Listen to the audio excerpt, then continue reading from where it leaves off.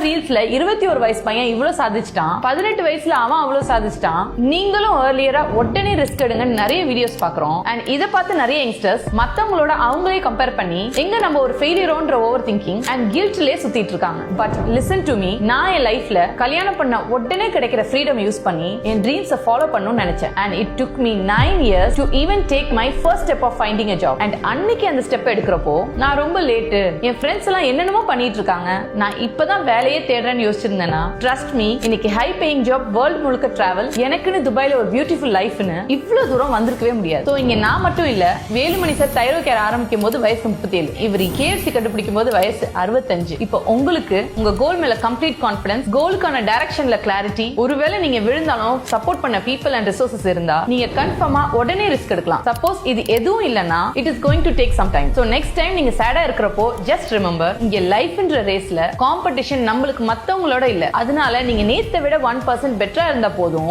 You are successful.